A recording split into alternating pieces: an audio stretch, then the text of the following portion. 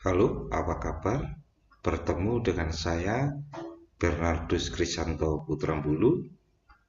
Kebetulan di sini saya dipercaya untuk memberikan materi kuliah perpindahan panas. Materi saya yang pertama yaitu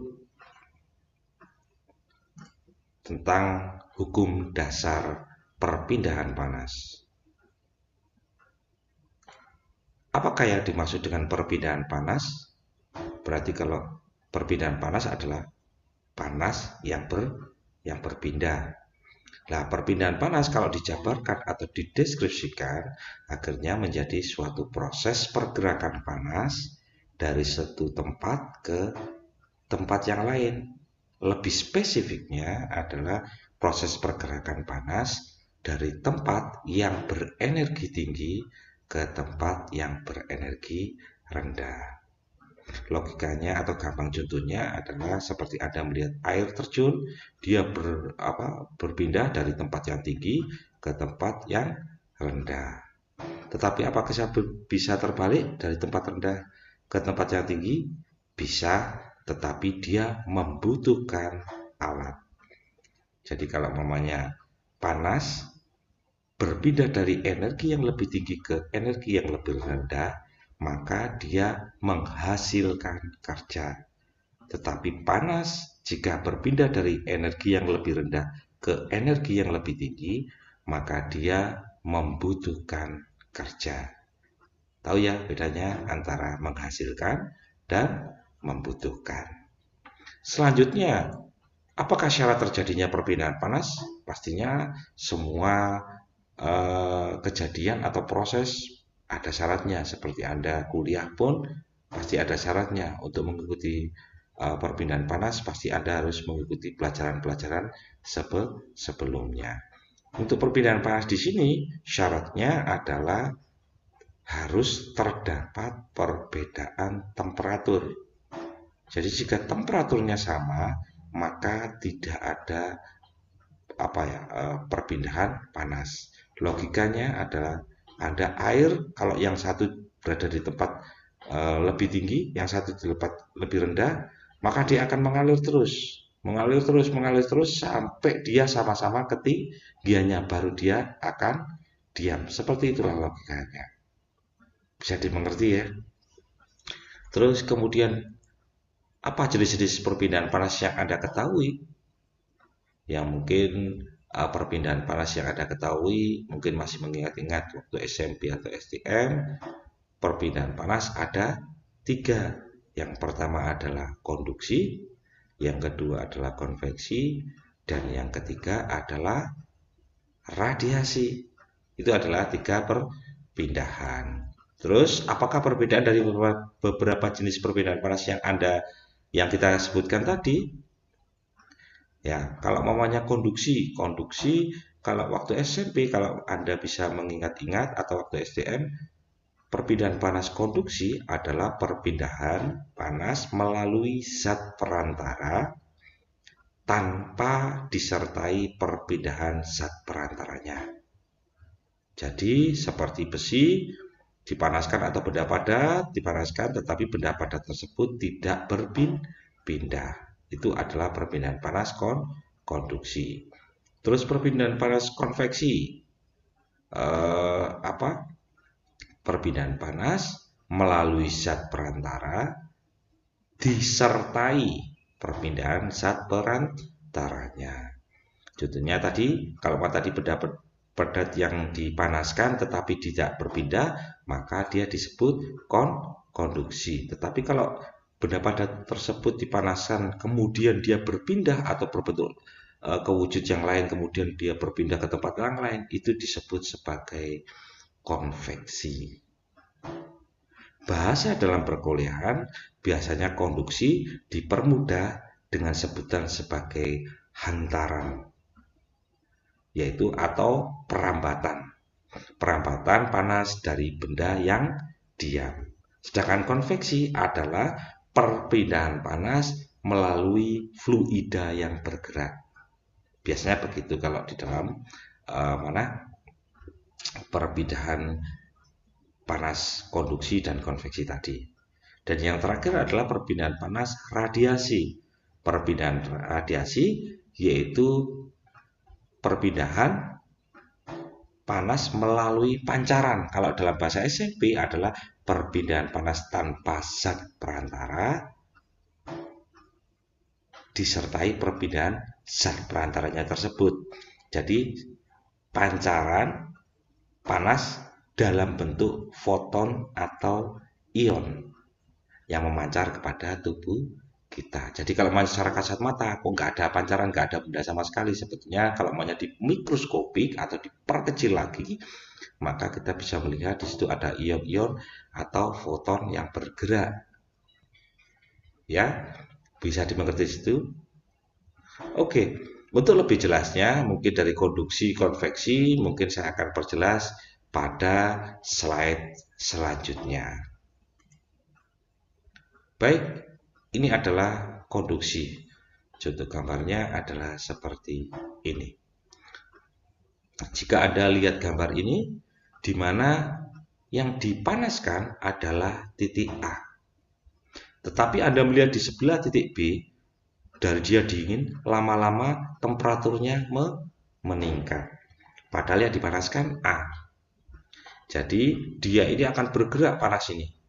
Panas ini akan bergerak terus-menerus hingga temperatur A dan B adalah sama. Barulah tidak ada terjadi perpindahan panas. Sehingga jika digambarkan dalam bentuk profil perpindahan panasnya, maka ini adalah Heat dari temperatur awal, dia berpindah menurun ke temperatur 2 akhirnya. Jadi lama-lama kelamaan dia sampai ke titik dia datar, jadi tidak ada perpindahan lagi. Ini adalah Heat-nya. Tapi karena biasanya ada pengaruh dari luar begini, maka temperatur itu jarang sekali untuk dia menyamai titik ini. Kecuali di sini ada isolasi atau tempat yang vakum. Sehingga menurut hukum Fourier itu ditulis sebagai He, ini adalah laju aliran kalor, sama dengan min K kali A kali delta T per delta X. Di mana K ini adalah konduktivitas panas. Berarti ada K ini berarti konduksi, huruf K. Kemudian A ini hurufnya adalah luasan. Biasanya saya memakai huruf yang sama, pasti A adalah luasan. Delta T, kalau ada delta, berarti ada perbedaan antara temperatur yang lebih tinggi dengan temperatur yang lebih rendah.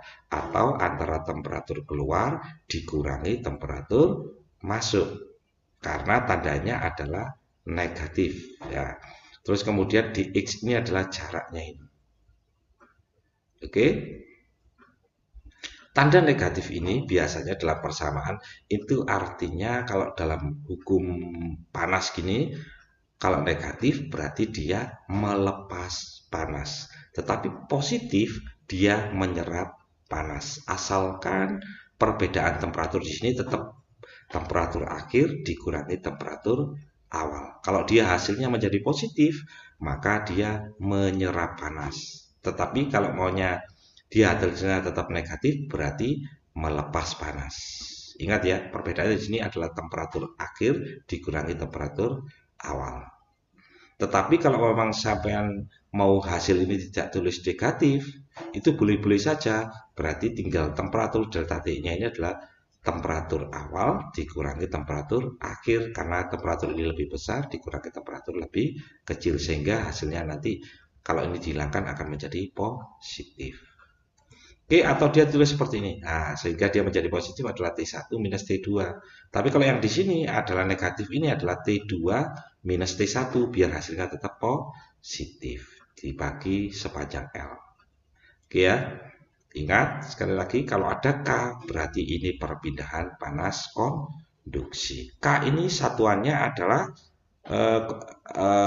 watt per meter derajat Celcius atau watt per meter Kelvin.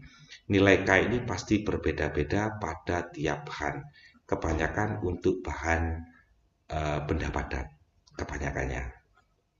Oke, di sini dari persamaan ini sehingga kita dapat mengambil kesimpulan di mana faktor-faktor yang mempengaruhi laju konduksi kalornya atau perpindahan panasnya adalah yang pertama delta T atau perbedaan suhu. Semakin besar perbedaan suhu, maka makin cepat perpindahan kalornya. Dan yang kedua adalah panjangnya.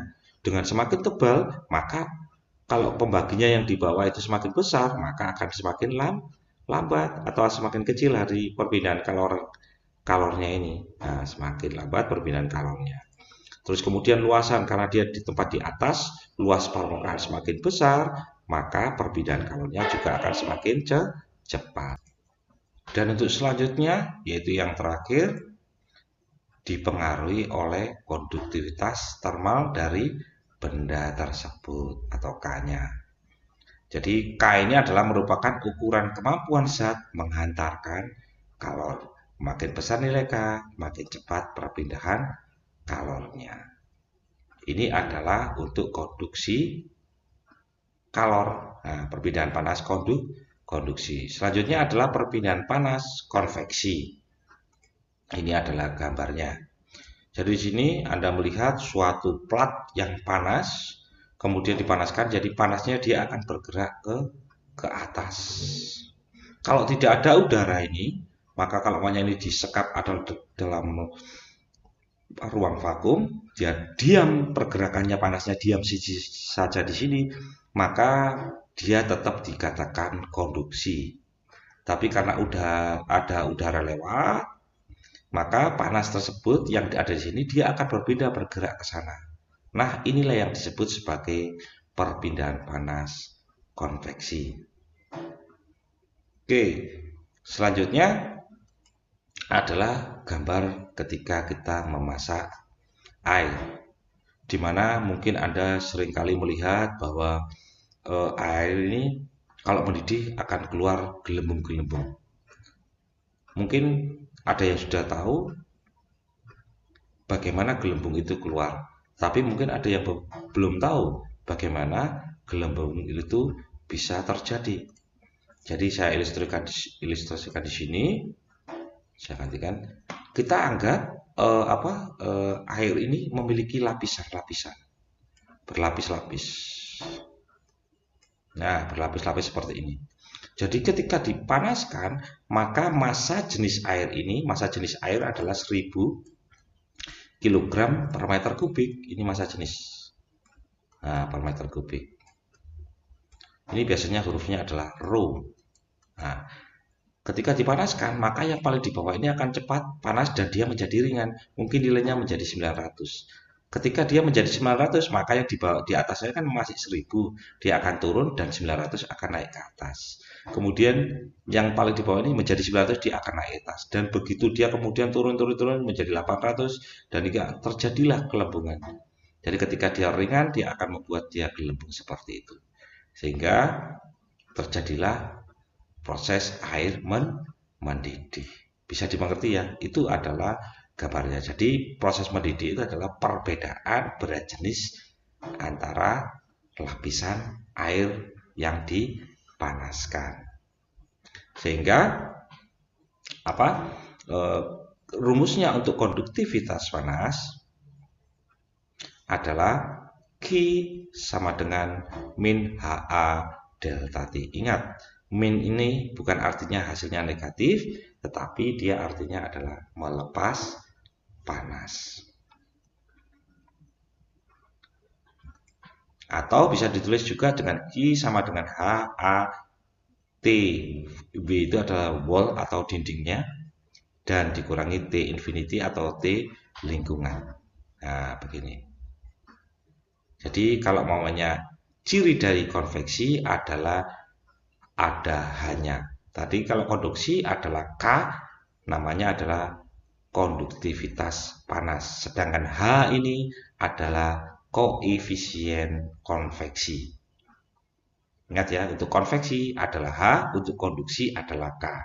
Ini A sama luas, T ini adalah temperatur. Untuk T kecil itu adalah waktu, tapi T besar itu adalah temperatur. Bisa dipahami di sini ya. Perbedaan dari K dan H tadi, kalau K untuk konduksi satuannya adalah watt per meter derajat Celcius atau watt per meter derajat Kelvin, untuk H ini adalah watt per meter kuadrat derajat Celcius atau watt per meter kuadrat derajat Kelvin. Sehingga dari persamaan ini kita bisa mengambil kesimpulan faktor-faktor yang mempengaruhi laju konveksi kalor adalah yang pertama pastinya adalah delta T. Jika semakin besar perbedaan suhu, maka makin cepat perpindahan kalornya. Terus kemudian A-nya karena dia dalam satu rata ya, rumusnya itu, maka semakin luas permukaan, maka laju aliran kalornya akan semakin cepat. Dan yang terakhir, koefisien konveksi H, makin besar nilai H, makin cepat perpindahan kalornya. Biasanya kebanyakan ini adalah untuk fluida, cair, ataupun gas. Kalau K kebanyakan untuk benda padat. Bisa dimengerti ya? Oke, berarti kita tinggal satu, yaitu radiasi. Oke, radiasi gambarnya adalah seperti ini. Jadi di gambar ini, ketika radiasi panas mengenai suatu benda atau melewati suatu benda, maka panas tersebut akan yang pertama adalah diserap, yang kedua ada yang diteruskan, dan yang ketiga ada juga yang dipantulkan. Terus bagaimana untuk benda yang diserap? Biasanya benda yang diserap atau alfa ini absorb ini kebanyakan adalah untuk benda hitam. Dan untuk yang refleksi atau dipantulkan ini biasanya adalah untuk cermin. Untuk yang benar-benar semuanya terpantul. Jadi kalau dia ada panas masuk, kalau cermin pasti semuanya dipantulkan. Tetapi ada yang setengah dipantulkan, setengah diserap. Itu contohnya adalah benda mengkilap, atau benda kelabu, atau benda yang permukaannya kasar maupun halus. Tetapi bukan benda hitam. Untuk permukaan kasar biasanya pancaran pantulannya itu akan ke segala arah. Sedangkan jika benda tersebut halus maka pantulannya biasanya searah. Dan yang kalau maunya benda yang meneruskan panas itu biasanya adalah benda yang kaca atau benda yang transparan. Bisa juga yaitu gas. Oke, kita lebih detail ke benda yang absorb atau menyerap, yaitu benda hitam. Nah, ini andaikan suatu bola, jadi suatu bola yang memiliki lubang ini, kemudian ada panas yang masuk, pancaran panas. Maka pancaran panas tersebut akan diserap oleh benda hitam ini dan kemudian dipancarkan ke sini. Ya, kemudian diserap lagi, dipancarkan. Kemudian diserap lagi, dipancarkan. Kemudian diserap lagi, dipancarkan hingga temperatur ini hampir seimbang dengan temperatur yang pemancarannya ini, sehingga tidak ada lagi pemancarannya. Seperti itulah perpindahan panas radiasi. Sehingga persamaannya mungkin sedikit berbeda dengan konduksi dan konveksi. Persamaannya adalah Hi sama dengan epsilon kalikan sigma A kalikan delta T pangkat 4. Di mana epsilon ini adalah emisivitas atau daya serap atau daya pancarnya tersebut. Ya, jadi kalau maunya benda hitam nilainya adalah 1. Jika bukan benda hitam maka nilainya adalah kurang dari 1. 0,9, 0,8, 0,7 dan lain sebagainya. Untuk sigma ini adalah ketetapan Stefan Boltzmann. Nilainya adalah 5,69 kalikan 10 pangkat min 8. Satuannya adalah watt per meter kuadrat kali Kelvin pangkat 4. Ini adalah konstanta Stefan Boltzmann. A ini adalah luasannya, tergantung luasannya Nanti kalau bentuk kotak ya berarti panjang kali lebar, kalau bentuk lingkaran atau selimut tabung adalah PDL, kalau bentuk bola berarti 4 PRU kuadrat. Delta T pastinya temperatur lingkungan dan temperatur pancarannya, pangkat 4. Atau persamaan ini juga bisa ditulis dengan G sama dengan sigma kali A kalikan TW minus T lingkungan. Karena emisivitasnya ini dianggap satu, jadi ini adalah benda hitam. Kalau yang ini untuk benda yang bukan hitam, karena emisivitasnya adalah berbeda-beda, yaitu kurang dari 1. Bukan minus 1 ya, tapi kurang dari 1 artinya. Oke, bisa dipahami. Inilah 3 perpindahan panas yang bisa saya terangkan. Jadi ini adalah dasar-dasarnya. Jadi kita sudah mendapatkan perpindahan panas konduksi, kemudian perpindahan panas konveksi, dan yang terakhir adalah perpindahan panas radiasi. Oke, agar Anda bisa memahami dari ketiga perpindahan panas itu, maka kita berikan soal yang nanti saya akan memberikan clue-clue saja, dan semoga Anda bisa menangkap dari clue saya itu, dan ini sebagai tugas Anda untuk dikumpulkan pada materi kuliah saya. Oke, soalnya adalah suatu atap panas elektrik ya. Untuk rumah panjangnya adalah 6 meter, lebarnya adalah 8 meter dan tebalnya adalah 0,25 meter. Bentuknya adalah flat dengan konduktivitas panasnya adalah K sama dengan 0,8 watt per meter derajat Celcius. Dari sini aja Anda bisa melihat bahwa ini perpindahan panas konduksi. The temperature of the inner berarti di dalam, dan the outer permukaan di luar permukaan ini pada malam hari adalah 15 derajat Celcius dan 4 derajat Celcius. Digunakan pada periode 10 jam pada malam hari ya. Tentukan rata-rata perpindahan panas yang melewati atap semalaman atau selama semalam, selama 10 jam tadi ya. Dan yang kedua adalah harga panas yang dilepaskan untuk rumah tadi jika harga listriknya adalah 1.200 per kilowatt jam. Nah, saya berikan clue di sini. Nah, clue-cluenya di sini pastinya kalau dia berbentuk adalah atap begini. Maka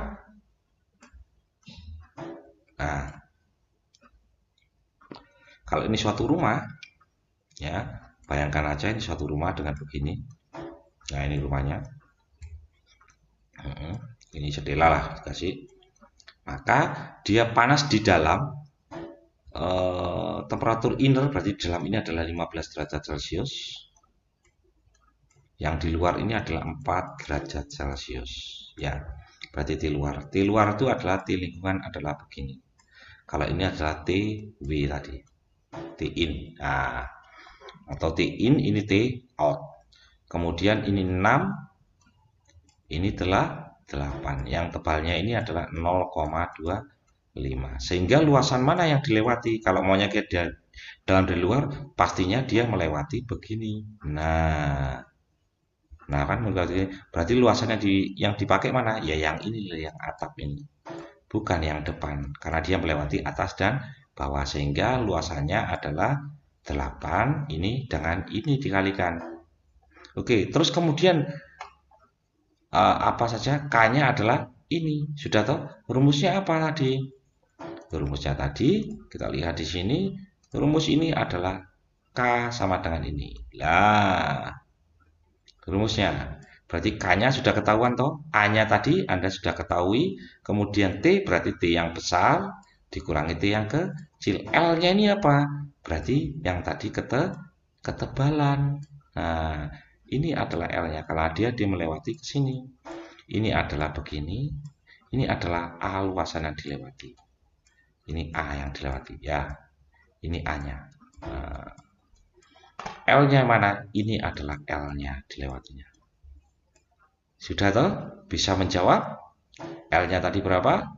Oke, tinggal Anda masukkan, maka Anda mendapatkan laju aliran panasnya. Sehingga saya kembalikan ke sini, kita mendapatkan itu. Maka Q kita dapat untuk jawabannya A. Ya toh? Ternyata Q-nya itu digunakan selama 10 jam. Satuannya dia nanti kalau Anda masukkan kebiasaan jangan jangan ditulis angka saja, tetapi tulislah dengan satuannya. Satuannya sini. Kalau maunya A itu K itu satuannya adalah watt per meter Celcius. Terus kemudian dikalikan luasan A. A itu satuannya adalah meter kuadrat. Terus dikalikan dengan tebalnya. Ini dibagi L, M. L-nya satuannya adalah meter. Kemudian derajat Celcius, perbedaan temperatur. Oke, maka ini akan mencoret seperti ini. Dan ini kali ini adalah kuadrat, maka ini akan salah coret dan satuannya menjadi watt. Oke ya, satuan kita sekarang mendapatkan nilainya watt. Berarti V sama dengan berapa watt. Karena ini dikalikan jam, maka kalikan 10 jam. Maka di sini V sama dengan berapa watt hour. Ya, watt hour. Berarti ini hati-hati ya, watt hour. Kalau momennya Anda kepingin menjadi kWh, maka dia harus dibagi 1000 biar dia menjadi H sama dengan berapa kWh. Oke ya, setelah Anda mendapatkan kWh, berarti sekarang bisa menjawab nomor B. Kita hapus dulu biar berarti B-nya adalah yang ditanya adalah berapa harganya. Berarti kan H tadi H kWh. Berarti saya kalikan berapa? Rp 1200 per kWh. Ingat, di sini per kWh.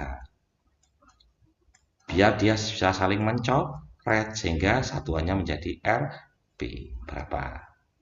Ya, ini jawaban untuk yang B. Saya kira bisa Anda menjawabnya ya untuk nomor 1. Selanjutnya adalah untuk yang nomor 2. Sorry, karena gimana sini playing animation.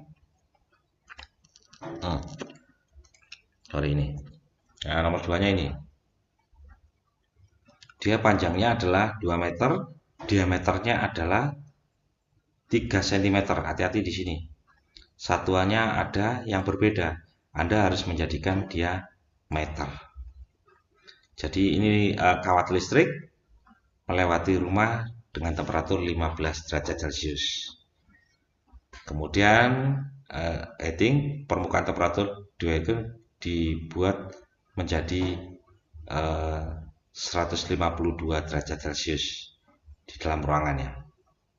Setelah itu bergerak, ada listrik yang masuk, maka dia menjadi 152 derajat Celcius.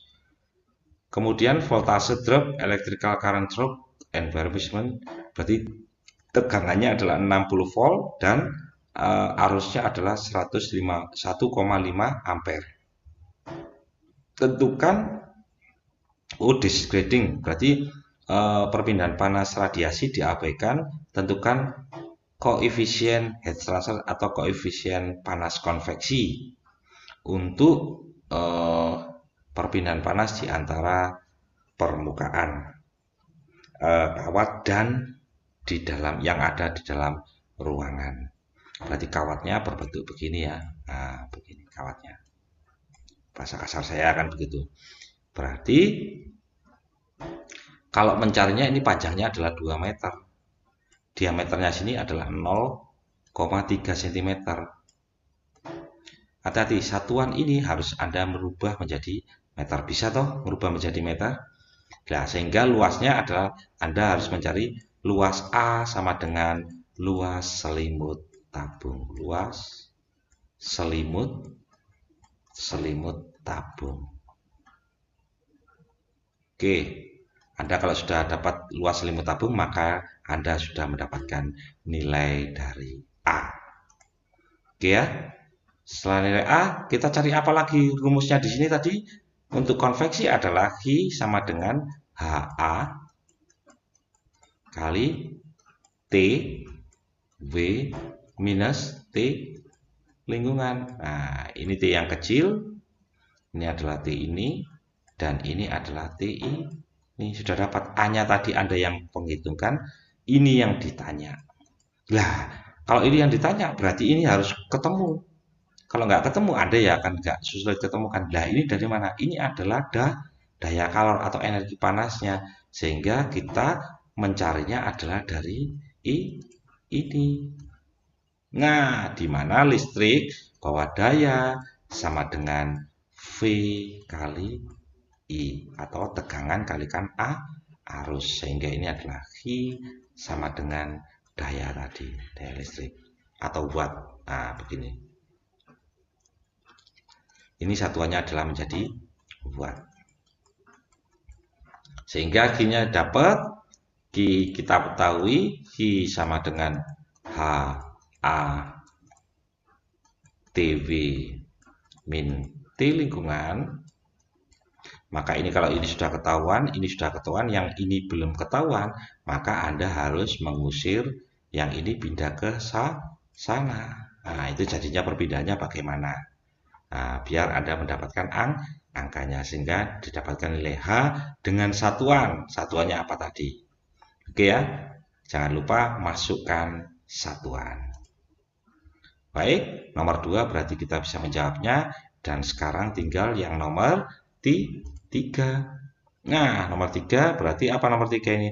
Sebuah plat baja tembus persegi panjang dengan panjang sisi 10 cm dipanaskan dalam sebuah tungku sampai suhunya mencapai 727 derajat. Jika plat itu memiliki emisivitas 0,9, berapa laju kaca radiasinya? Loh, ini berarti perpindahan panas radiasi. Rumusnya tadi apa? Oh, radiasi adalah ini. Nah, kita pakai ini.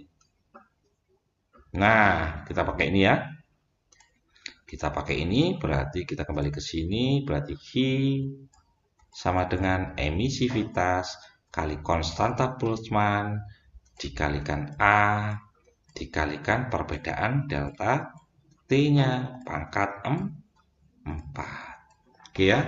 Dimana efisiensinya ini adalah ini. Delta T-nya karena nggak temperaturnya hanya satu ini, maka delta T-nya adalah ini. Delta Celcius. Tapi hati-hati, di sini satuannya apa dia? Di sini satuannya sudah ada tadi. Yang berapa tadi nilainya? 5,69. Satuannya apa tadi? Ada di bawahnya adalah Kelvin. Berarti temperatur Anda ini harus diubah menjadi Kelvin. Celcius diubah menjadi Kelvin. Oke ya. Luasannya ini sekarang sudah ada toh, emisivitas sudah, ini sudah ada, delta T-nya harus diubah menjadi Kelvin sudah bisa. Sekarang tinggal luasan. Luasannya apa? Lihat di sini. Berbentuk persegi, berarti persegi luasannya rumusnya apa? Anda sudah harus tahu toh. Setelah Anda dapat, hati-hati satuan ini harus menjadi meter. Kemudian Anda kalikan, nanti satuannya akan menjadi watt. Oke? Bisa dipahami? Semoga Anda bisa memahami. Kalau masih bingung, nanti silakan bisa menghubungi nomor WA saya. Kalau ada pertanyaan-pertanyaan, semoga apa yang saya ajarkan ini bisa Anda mengerti dan membuat Anda tidak kesulitan dalam mengikuti kuliah saya. Kuliah saya sebetulnya syaratnya adalah Anda harus bisa menghafal dasar-dasar matematika seperti luas, keliling, kemudian dan volume. Silakan Anda menghafalkan, terus kemudian Anda harus juga menghafalkan satuan-satuan. Satuan untuk energi apa, satuan untuk daya apa, satuan untuk gaya apa, satuan untuk kecepatan, satuan untuk percepatan, satuan untuk massa jenis, satuan untuk berat jenis, sehingga Anda akan lebih mudah ketika Anda sudah menghafal. Minimal Anda memiliki catatannya, sehingga ketika Anda membuka catatan Anda bisa menjawabnya. Oke, terima kasih telah mendengar kuliah saya. Mohon maaf jika ada kata yang salah. Jika kurang berkenan di hati Anda, silakan Anda sampaikan metode yang Anda inginkan biar Anda lebih mudah mengertinya. Saya terbuka di dalam terhadap kritik dan saran yang bisa membangun untuk kita sama-sama bisa belajar. Akhir kata, terima kasih dan sampai jumpa di pertemuan selanjutnya.